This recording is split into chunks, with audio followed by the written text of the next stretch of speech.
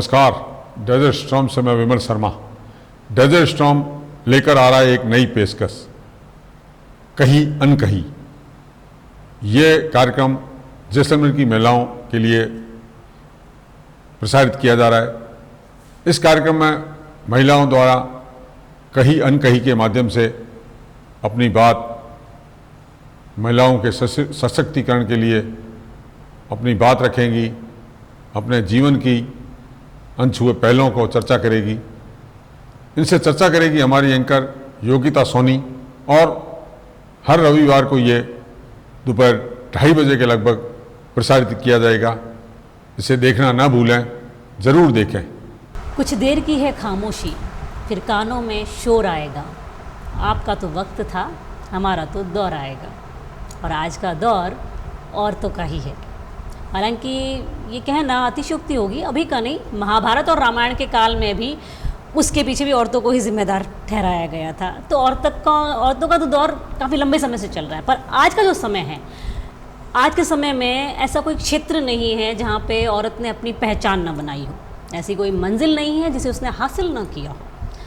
हर वो जगह, हर वो स्थान जहाँ पे वो अपना नाम कर सकती है, उसने अपना मौका नहीं छोड़ा है।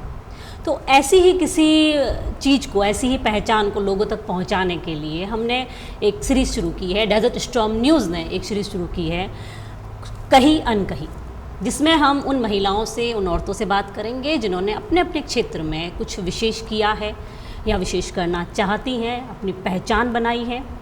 उसी सीरीज़ में आज हम बात करेंगी एक समाज सेवी और आर्ट ऑफ लिविंग को जैसलमेर में पहचान दिलाने वाली, इंट्रोड्यूस कराने वाली अंजू गर्ग जी से।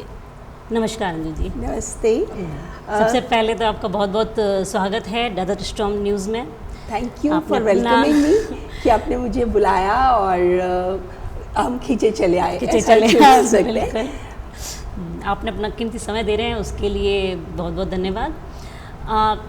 अभी आप हाल ही में मतलब क्या कर रही हैं? समाज सेवा से जुड़ा हुआ या? एट प्रेजेंट मैं जैसलमेर में प्राची क्लिनिक, मेरे हस्बैंड डॉक्टर हैं, तो उनकी प्राची क्लिनिक पर मैं उनका एज एन एडमिनिस्ट्रेशन काम पूरा देख रही हूँ। साथ ही साथ दोपहर के टाइम मेरा वो टाइम रहता है, और उसके अलावा जो भी मुझे टाइम मिलता है मैं सोसाइटी के लिए कुछ करना चाहती हूँ। और क्लिनिक पर भी मैं काफ़ी कुछ सोशल वर्क ही करती हूँ, क्योंकि हमारी क्लिनिक पर बहुत सारे फीमेल पेशेंट्स आते हैं, क्योंकि हमारा अल्ट्रासाउंड मेन काम है क्लिनिक पर। तो बहुत सारे पेशेंट्स आते हैं जो कि प्रेग्नेंट लेडीज़ होती है या उनको कुछ गायनी प्रॉब्लम्स होती हैं। तो हस्बैंड तो अपना डायग्नोस करते ही हैं, सब काम जो करना होता है वो सब करते हैं। मेरा काम वहाँ पर रहता है उनको मोटिवेट करना, है ना। जैसे प्रेग्नेंट लेडी आती है, वो प्रॉपर डाइट नहीं लेती हैं जी, है ना। तो यदि वो प्रॉपर डाइट नहीं लेंगी तो उनका बेबी वीक रहेगा। उनको नहीं पता होता है हम क्यों करा रहे हैं, क्या करा रहे हैं। आपने भी सुना होगा ना, पहले सिर्फ सोनोग्राफी करवाते थे लड़का लड़की के लिए, जी कि लड़का है कि लड़की है। पर धीरे धीरे जैसे जैसे एजुकेशन हमारे सिस्टम में आई है, डेवलपमेंट हुआ है, तो अब 99.99% लोग नहीं पूछते भी नहीं है। पहले तो उनका मकसद ही शायद इसलिए भी नहीं पूछते हैं कि क्योंकि वो लिखा हुआ होता है कि अपराध है या यहाँ पे होगा नहीं, वो पहले डर रहता है। हाँ नहीं, ये आपकी बात बिल्कुल ठीक है, पहले भी था ऐसा, पर फीमेल खुद अवेयर हो गई हैं। मुझे ये चीज़ बहुत खुशी देती है कि मतलब कह रही हूँ ना कि बहुत किसी की मजबूरी होती है तो वो चुपके से पूछता है क्या हो सकता है। वो ये नहीं बोलते कि मुझे करवाना है, पर सिर्फ वो चुपके से पूछता है। पर अभी तो वो पूछना भी ख़त्म हो गया है, अभी वो कंसेप्ट नहीं है। तो मेरी सोशल सर्विस रहती है कि मैं उनको बताऊं कि आपको टीका कब लगना चाहिए, आपको डाइट में क्या खाना चाहिए। बहुत सारे पेशेंट्स ऐसे होते हैं जिनके पास प्रॉपर पैसा नहीं होता, तो वो इतनी अच्छी मेडिसिन्स या टॉनिक्स नहीं ले पाते। तो हमने देखा है ना, हमारे जो दादी नानी के टाइम में होते थे सिर्फ घरेलू नुस्खे से ही सब कुछ होता था। तो हमारी रसोई इज़ अ खजाना फॉर ऑल द न्यूट्रिशंस। तो मैं उन्हें गाइड करती हूँ कि आपका हीमोग्लोबिन कम है तो आप अंगूर खाइए, अंजीर खाइए, मुनक्का खाइए। पर कहीं ना कहीं इसके पीछे आजकल की नेचुरलिटी भी रिस्पॉन्सिबल नहीं है। अब वो नेचुरल चीज़ें नहीं रही, अधिकतर सारे जितने भी फ्रूट्स हैं, वेजिटेबल हैं, सब इंजेक्शन से ही वो तैयार हो रहे हैं, प्रिपेयर हो रहे हैं, तो वो भी कहीं ना कहीं वजह नहीं होती है इन सब नहीं, चीज़ों वो की भी वीकनेस होती होने है। की हमारे? बिल्कुल बिल्कुल, आप जो बोल रहे हो वो बिल्कुल सही है। मतलब चाहे कोई भी प्रोडक्ट ले लो, हम जी। जो अन्न खाते हैं, जो दूध पीते हैं, जो कि बेसिक हर घर की डिमांड है, जी, जी। वो भी प्योर नहीं है, प्योर जो नहीं, पहले बिल्कुल, प्योर होता बिल्कुल। था। पर हमारे पास उसका कोई ऑप्शन नहीं है, तो नहीं से तो कुछ तो अच्छा है। तो हमें ये लगता है कि जितना न्यूट्रिशन मिल रहा है उतना ही गुड। बाकी तो आपके अकॉर्डिंग जैसे फर्स्ट महीने से भी अगर कोई लेडी चाहे कि नहीं मेरा हीमोग्लोबिन बराबर रहे, तो आपके अकॉर्डिंग क्या चीज़ें उन्हें स्टार्टिंग से ही खानी चाहिए? वो ही गायनेकोलॉजिस्ट उनको सजेस्ट करती ही हैं, जो भी जी, उन्हें जी। होता है। मैं उनको नॉर्मल गाइड करती हूँ कि आप जैसे अंगूर खा लीजिए, मुनक्का खा लीजिए, ग्रीन वेजिटेबल्स खाइए, छिलके वाली दाल खाइए, जी। खूब सारा छाछ, नींबू पानी वगैरह पीजिए। Liquid। क्योंकि अब पहले जैसे हम लोग जैसलमेर में रह रहे हैं लास्ट 33 ईयर्स से, अच्छा। तो 33 ईयर्स पहले जो कंडीशंस थी यहाँ पर फीमेल्स की, यूथ की, यंग गर्ल्स की, अभी मुझे एकदम ड्रास्टिक चेंज लगता है उनमें। कुछ ना कुछ इसमें हाथ हमारी सोशल मीडिया का सोशल है, मीडिया। हमारे इंटरनेट फैसिलिटी का है, जी। और साथ ही साथ एजुकेशन से जो अवेयरनेस आई है, तो नो डाउट बहुत अच्छा। पहले मुझे नहीं ध्यान है कि कोई भी गर्ल्स कॉलेज में जाती थी या हायर एजुकेशन के लिए जैसलमेर के बाहर जाती जी। थी या कोई गेम्स में पार्टिसिपेट करती थी, बहुत रेयर होता था। घर में बंद रहना, घर से बाहर नहीं, हाँ, अब वो मतलब चीज़ें जो बहुत females के निकल ऊपर जो गई हैं, रिस्ट्रिक्शंस होते थे, जो हम जी। सुनते थे, वो हमारे जैसलमेर में बहुत ज़्यादा थे। बहुत ज़्यादा होती है। तो उन सब से मुझे लगता था कि मैं कुछ ऐसा करूं कि ये लोग अवेयर हों, Aware हों। है ना। अब जैसे घूंघट में आती है लेडीज़, हमारे सेंटर पे थोड़ी सीढ़ियाँ हैं या कांच का दरवाज़ा है, तो उनसे उनकी टक्कर होती है, उनको हर्ट होता है।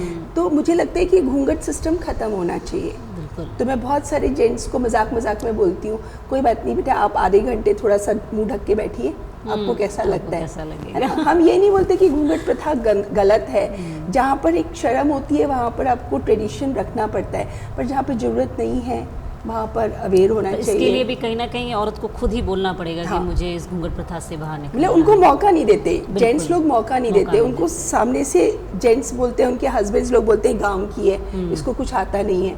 हम लोग एक फॉर्म पे उनके साइन करवाते हैं कि भी आपने जो भी हमें डाटाज दिए हैं वो सही सही है है, नहीं। तो वो पहले से बोल देंगे इसको लिखना नहीं आता। लिखना तो मेरी ड्यूटी लगती है कि मैं तुम्हें 3 अक्षर लिख के दे रही हूँ, तुम आधे घंटे वेटिंग में तुम्हारा नाम है, तो तुम 3 बार इसके ऊपर लिखो, 3 बार लिखो।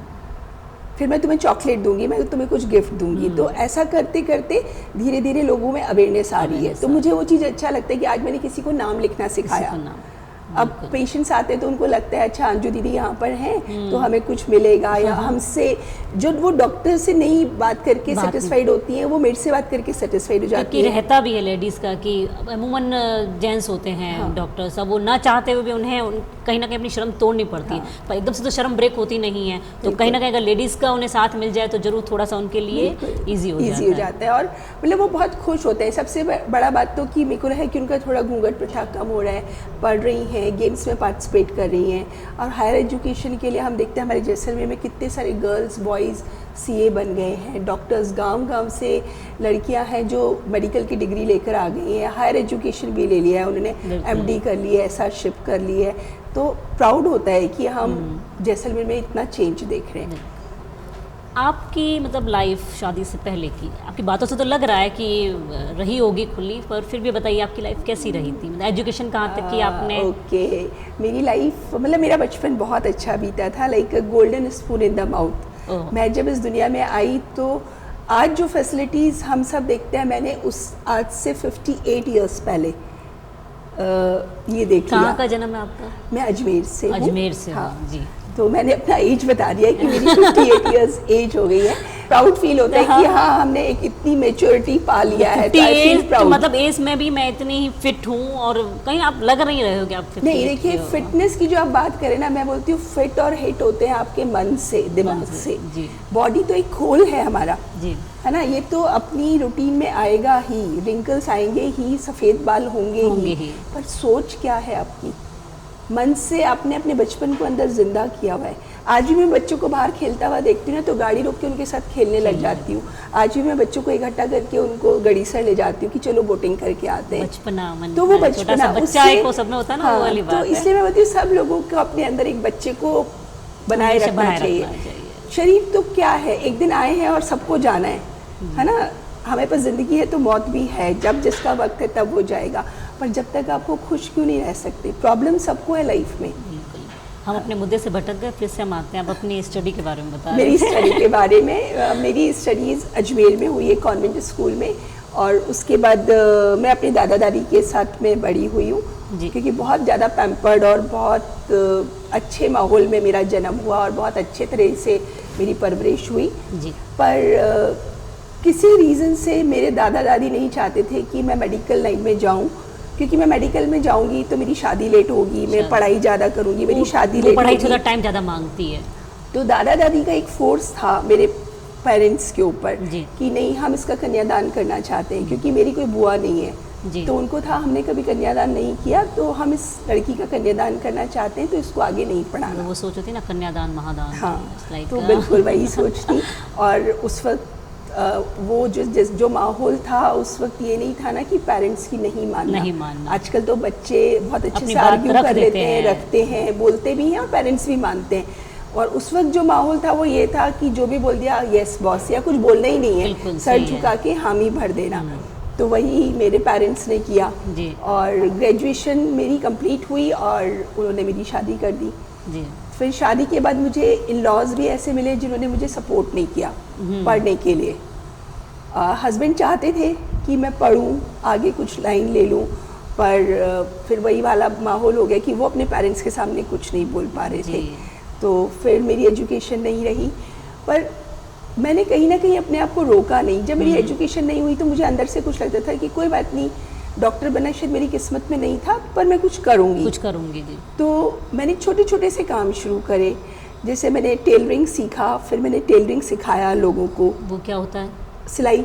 अच्छा, है ना। मैंने इवन पैंट शर्ट्स सिले, मुझे सुई में धागा डालना भी नहीं आता था शादी से पहले, पर मैंने वो सीखा पहले, क्योंकि मेरे को पढ़ने की आज़ादी ये आपने एक ना बीच में रोकना चाहूँगी, मतलब अच्छी बात कही कि जरूरी नहीं हमारी पढ़ाई में ही हम सब कुछ कर पाएँ। कई महिलाएं होती हैं, गर्ल्स भी होती हैं कि एक बार पढ़ाई छोड़ के ना अब हम कुछ नहीं कर पाएंगे, हम पढ़ी लिखी हैं, अब हम इससे नीचा लगा हम नहीं करेंगे, इससे ऊपर वाला ही करेंगे। तो ये आपने बहुत अच्छी बात की कि अब पढ़ाई नहीं हो पाई, उसके बाद भी आपने टेलरिंग का काम किया, वो बहुत ही एक मतलब आपने बिल्कुल टर्न कर लिया अपनी लाइफ को, स्टडी से बिल्कुल ही वहाँ पे लेना। और कोई इमेज नहीं कर सकता कि हम पढ़ाई छोड़ के नहीं वाला काम करें। पढ़ाई किस लिए की हमने? सिलाई करेंगे हम। तो मैंने मतलब प्रोफेशनल भी काम किया, कुछ जो मेरे फ्रेंड सर्कल थे उनके लिए भी कुछ बना के देती थी। हमारी गांव में पोस्टिंग थी तो उनको लगता था अरे वाह कोई लेडी सिलाई कर रही है, तो मैं उनके लिए काम करके देती थी और उससे मुझे थोड़ा थोड़ा अर्न भी होता था पैसा। मैं खुश थी। मेरे हस्बैंड ने सपोर्ट किया कि कोई बात नहीं, तुम वो नहीं पढ़ पाए तो जो तुम्हारी मन हो रहा है वो तुम करो। पर मेरा एक काम से मन भर गया, मैंने खूब सिलाई करी, बच्चों को खूब अच्छे अच्छे कपड़े वगैरह पहनाए, बनाए उनको। फिर उसके बाद मुझे लगा कि नहीं, मुझे कुछ कुकिंग में करना चाहिए। फिर मैंने कुकिंग और बेकरी का कोर्स किया पहले खुद जी। पूरा बेकरी का, सब तरह का आइसक्रीम बनाना, सब तरह के ब्रेड बिस्किट्स बनाना, केक्स बनाना, वो सब मैंने सीखा। और फिर मैंने उसकी क्लासेस करी। फिर मैंने जैसलमेर की बहुत सारी गर्ल्स को कुकिंग सिखाई, जिसमें मैं bread biscuits, cakes, pastry, pizza सब कुछ बना के सिखाती थी।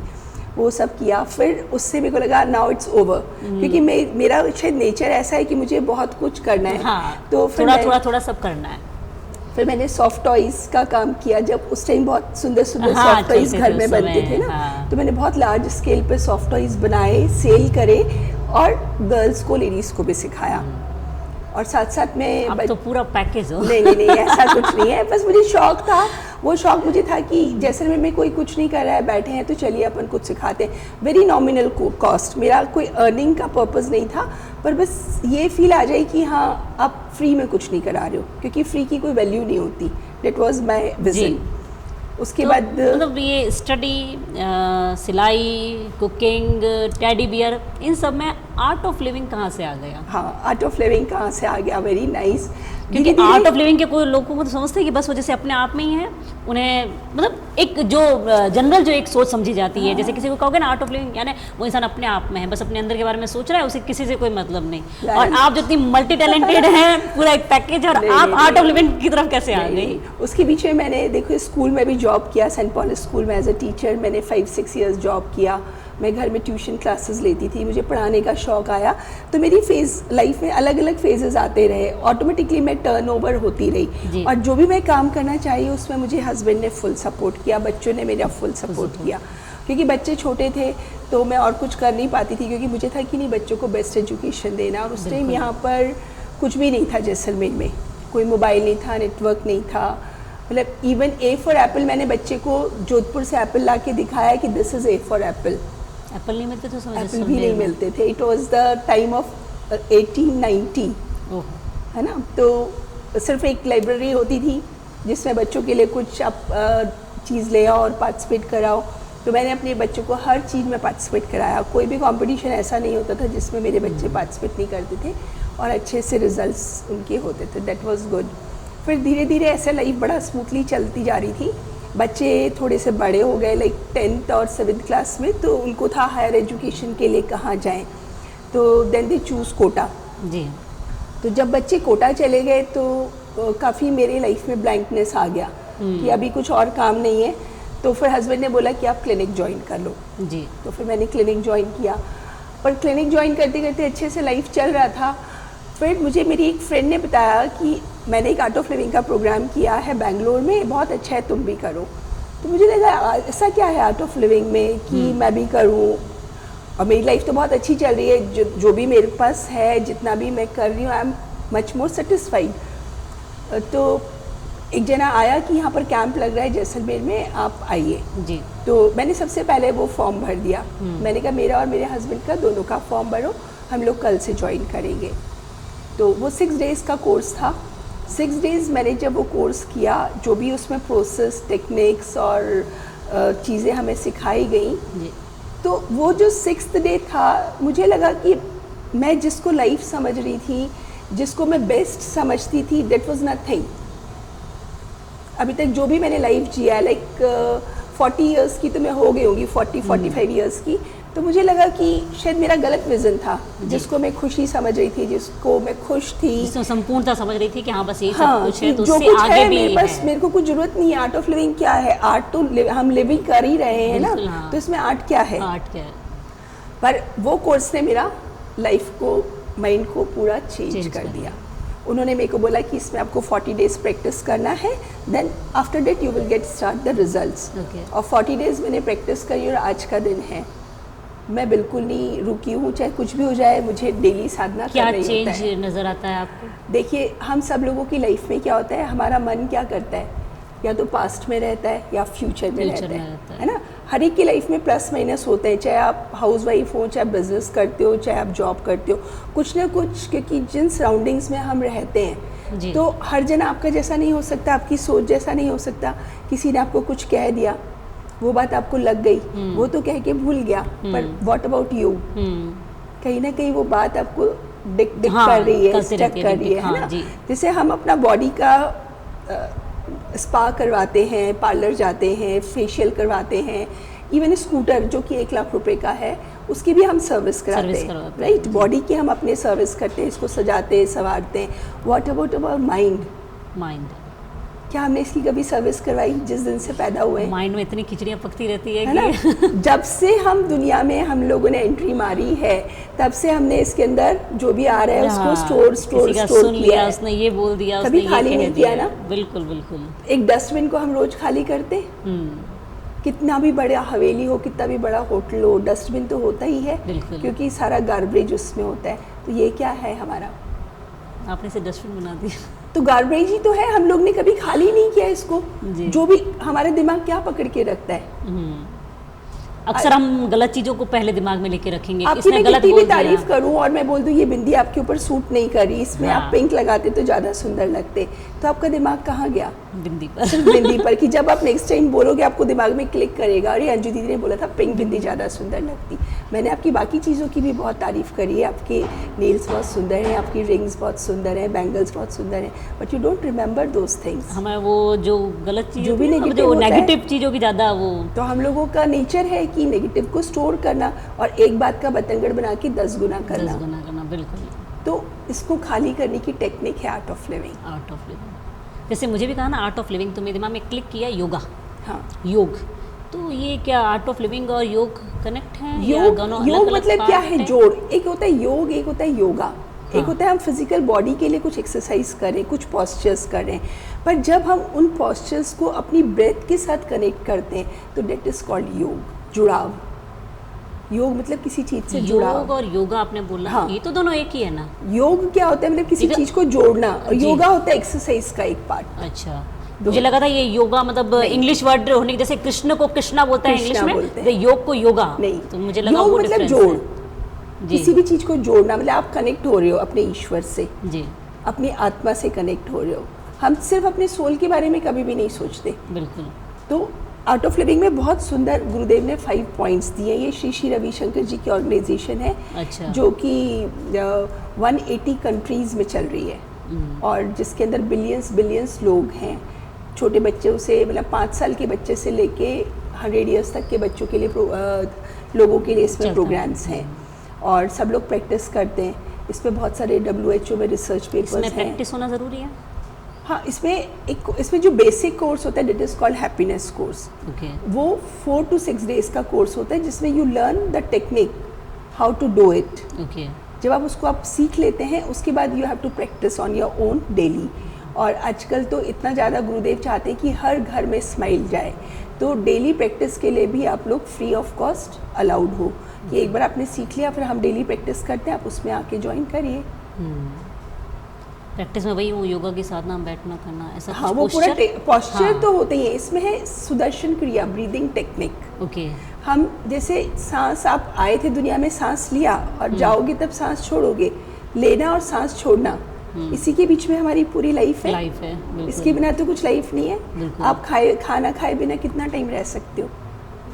1-2 दिन। हाँ। 1-2 दिन, 9 दिन, नवरात्रे हाँ, में नवरात्रि जैनी के लोग 9 दिन महीना हो गए, रह लेते जी। हैं, राइट। पानी के बिना पानी के 2-3 बिना घंटे, 4 घंटे कहीं पानी नहीं मिल रहा है तो हम 4-5 करवा घंटे चौथ पे निकाल एक दिन सकते रह हैं। लेते हैं। एक दिन रह लेते हैं, राइट। वो भी सुबह सुबह पी लेते हैं, फिर हाँ। AC में बैठे रहते हैं। सो मेनी थिंग्स हम सही रूटीन है। नहीं कर पाते हैं उस दिन, राइट। पर सांस के बिना, बिल्कुल नहीं।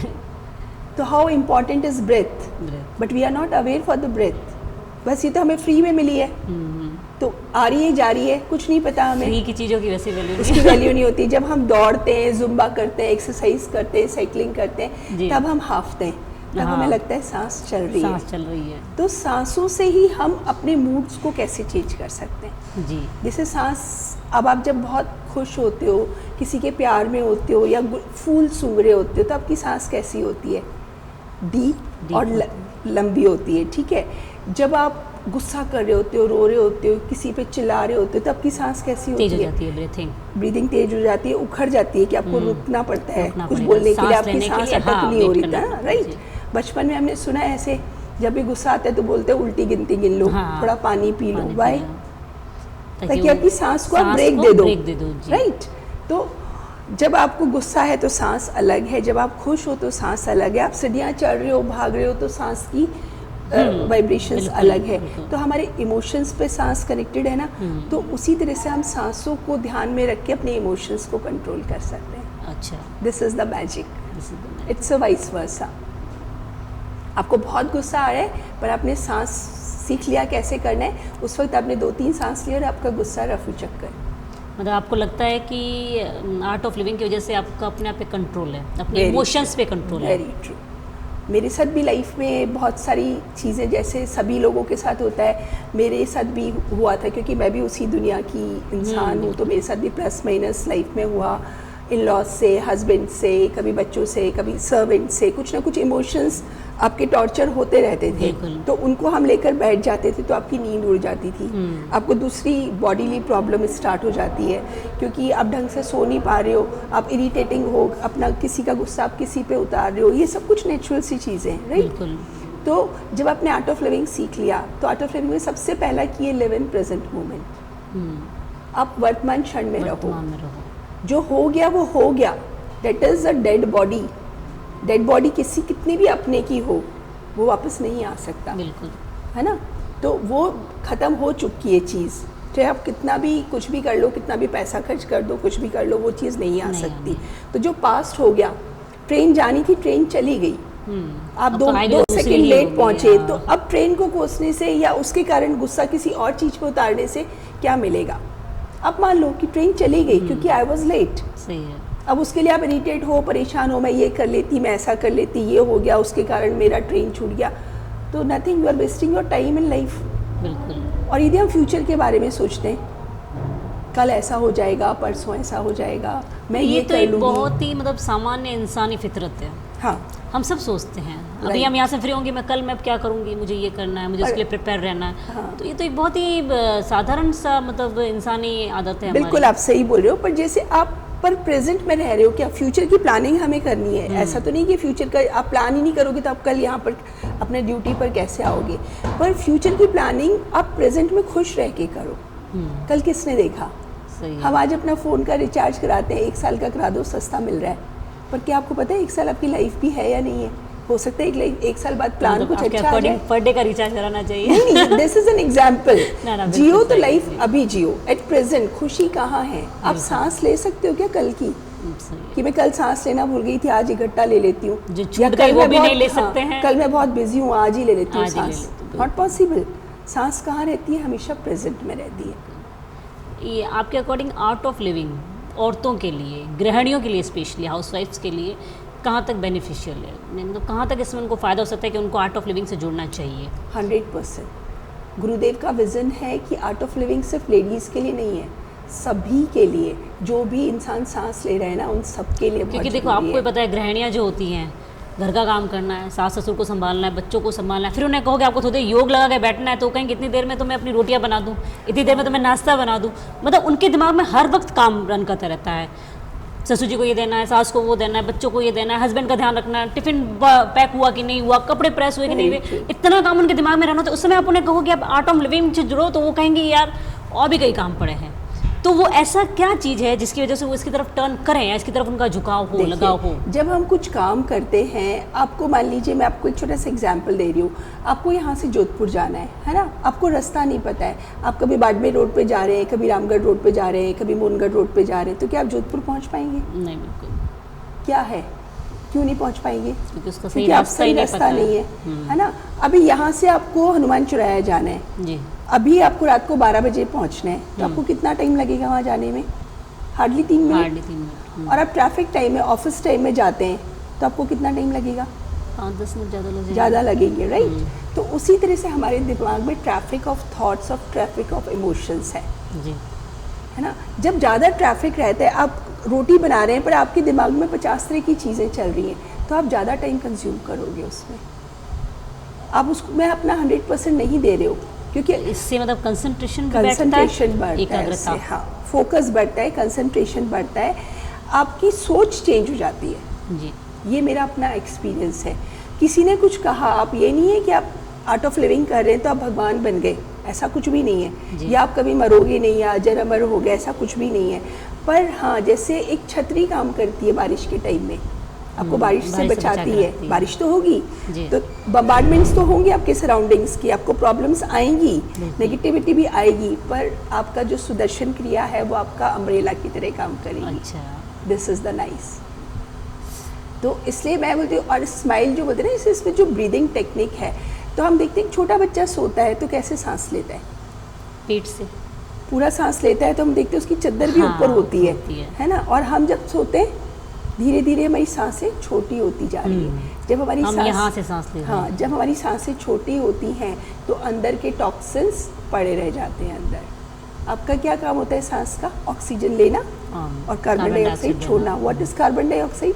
ऑल टॉक्सिन्स, है ना। जो भी टॉक्सिन्स हैं बॉडी के अंदर वो बाहर जा रहे हैं जी। तो जब आप सांस छोटी सी ले रहे हो तो टॉक्सिन्स बाहर कैसे निकलेंगे? तो वो तो अंदर ही जमा है। उसके लिए ब्रीथ। तो जब तक, क्योंकि हमारे लंग्स कितने बड़े हैं कि हम टेनिस कोर्ट में अपने लंग्स फैला देना तो टेनिस कोर्ट छोटा पड़ जाए, इतने फोल्डेड लंग्स हैं। पर जैसे जैसे हमारी सांस छोटी होती गई तो टॉक्सिन्स लेयर बाय लेयर अंदर जमते गए। आपने बच्चे को कभी दुखी देखा है? नहीं ना, नॉर्मली नहीं होते ना, जब तक वो बुखार होता है वो एक अलग प्रॉब्लम है। तो हम लोग क्यों बोलते हैं, कहते हैं भूल जाते हैं, लड़ाई भी करते 2 मिनट बाद इकट्ठे हो जाते हैं। आप बच्चे को थप्पड़ लगाते तो भी बच्चा आप ही की साड़ी में आके छुपता है ना। जब उसको एक थप्पड़ मारते तो कैसे बिखर के रोता है, वो पूरा हाथ पाँव पटकता है, लाल पीला उसका मुंह हो जाता है, आंखों में आंसू, नाक में से पानी सब मुंह में जा रहा है, राइट। 100% रोता है। पर आप कैसे रोते हैं?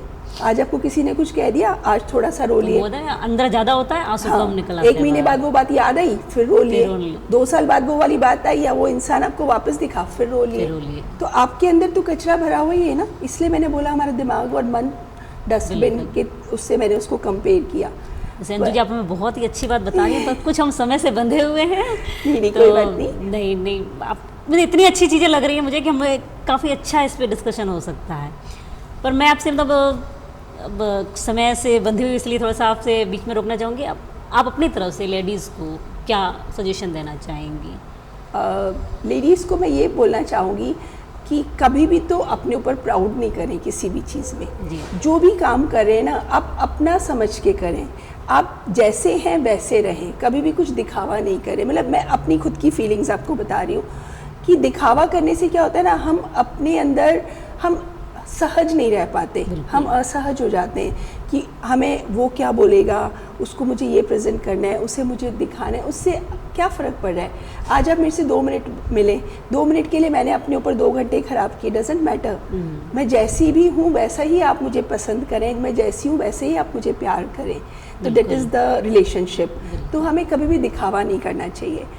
और दूसरा बहुत बड़ी बात कि खुद के लिए जीते हैं तो सभी लोग जीते हैं, किसी और के लिए भी जी के देखो, किसी और के चेहरे पर भी हंसी मुस्कुराहट ला के देखो, आपको अंदर से कितना सेटिस्फेक्शन मिलेगा। जो भी आपसे लाइफ में अच्छा होता है आप करो।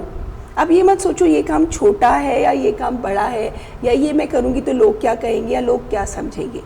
आपको जो मन से अच्छा लगता है ना, देखो कितना सुंदर हमने गाना अपने बचपन से सुना है, कुछ तो लोग कहेंगे, लोगों का काम है कहना।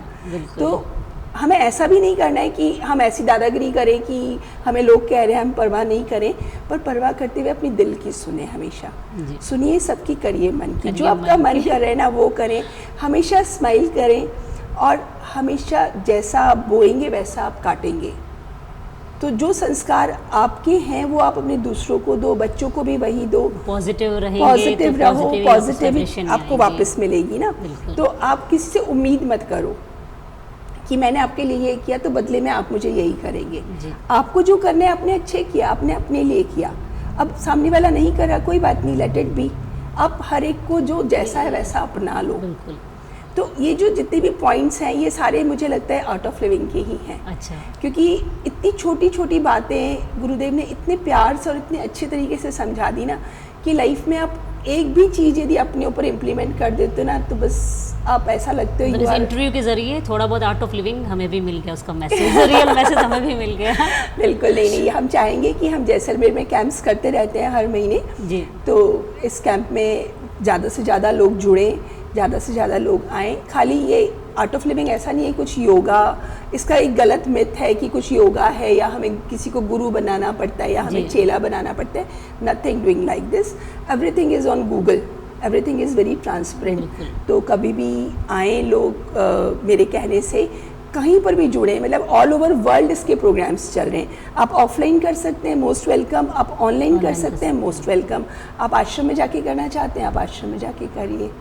तो बस खुश रहिए और सदा मुस्कुराते रहिए। एक जो स्माइल है ना इज़ अ की ऑफ लाइफ।